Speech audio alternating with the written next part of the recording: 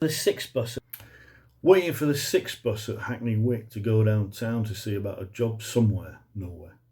I'd heard about some government scheme where they let you sign on the dole, gave you a bit extra if you could persuade them you were working on something called a business plan. I had no plan and no business with one.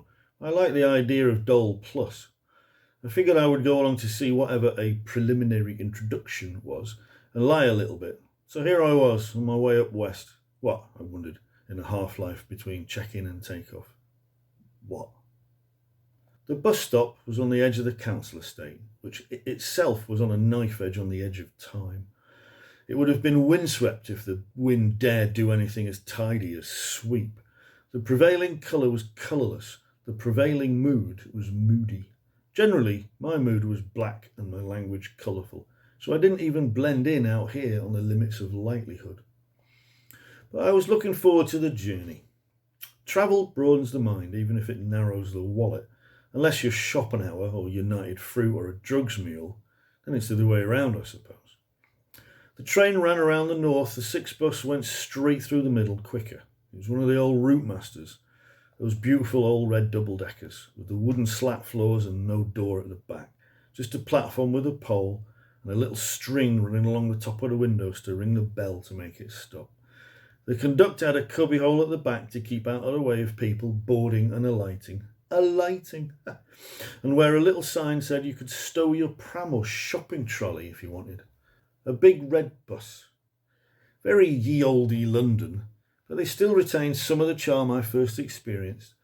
Speeding round Trafalgar Square on one when I was a kid on a visit to London. Hanging off the pole at the back, wondering if this is what it was like during the war.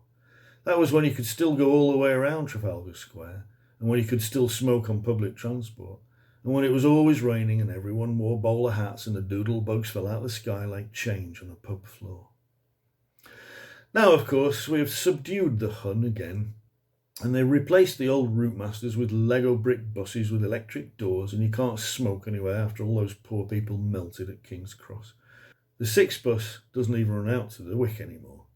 But in those days, it went all the way from my house to Willesden in the far west, through the city, along famous streets full of history, past monuments to the London of my childhood imagination and hundreds of equally inaccurate black and white films. I loved it. The only other bus that ran out to Hackney Wick in those days was the 30. The 30 was one of Thatcher's replacements, a Fleet Line model, which was so crap they were eventually dropped even before the route masters all died. She hated anything red, didn't she? Buses, telephone boxes, post boxes, international communism. I never took a 30 if I could help it. The six bus was my ride. Years later, by the way, these were the two buses involved in the July bombings. So this was my Blitz story, my connection to the London story. You don't live anywhere till you got a bomb story. Everyone knows that. The bus came empty at the start of the run. I was the only passenger, jumped on and swung up the spiral staircase at the back. The smooth steel handrail ran parallel with the slope of the stairs, but diagonally across the back window. It was like climbing around inside the Poseidon. Rows of seats ignored my arrival.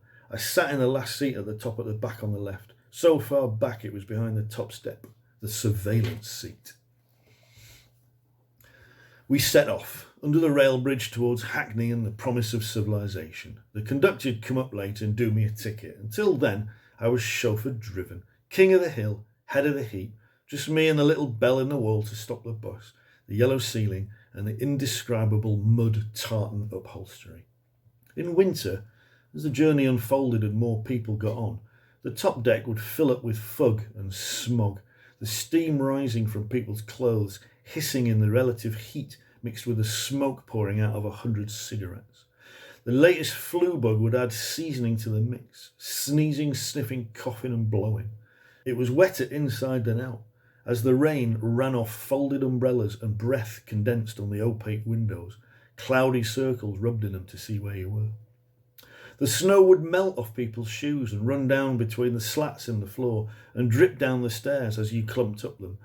Cigarette butts which had missed the ashtray sit in the back of the seat in front of you would get trodden into the soup and pulp of sludge and old tickets.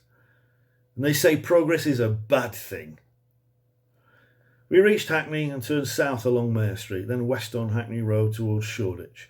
I never knew much about Shoreditch apart from it had one of those English names which hardly drew you to them: Dulwich, Grimsby, Failsworth, Shitterton.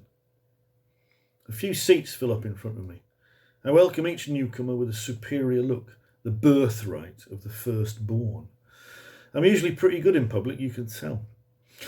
I roll a cigarette as we roll through the smoke it looking at the backs of people's heads. Men, women, some young people doing whatever they do, going to work, going home, after work maybe. Thatcher said if you're over 26 and you're on a bus, you're a failure. That takes care of the conductors to start with then.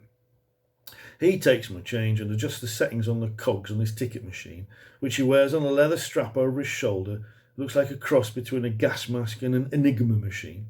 He whizzes the little handle round and the ticket comes out like a butter curl under a knife.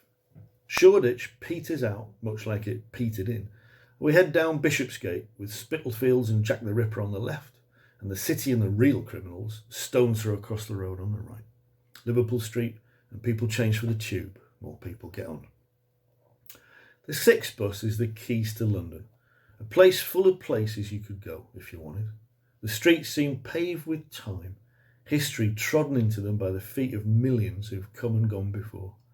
We turn west into the city proper, along Threadneedle Street, past the Bank of England and the legal office somewhere on Princes Street, where my mother worked after the war. The names begin to go by faster and faster.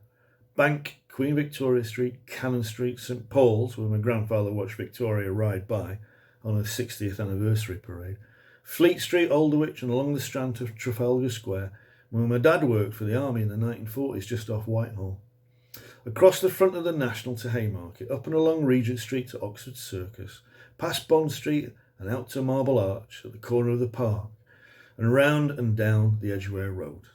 When a man is tired of London, he's tired of Samuel Johnson quotes, but you gotta love the names.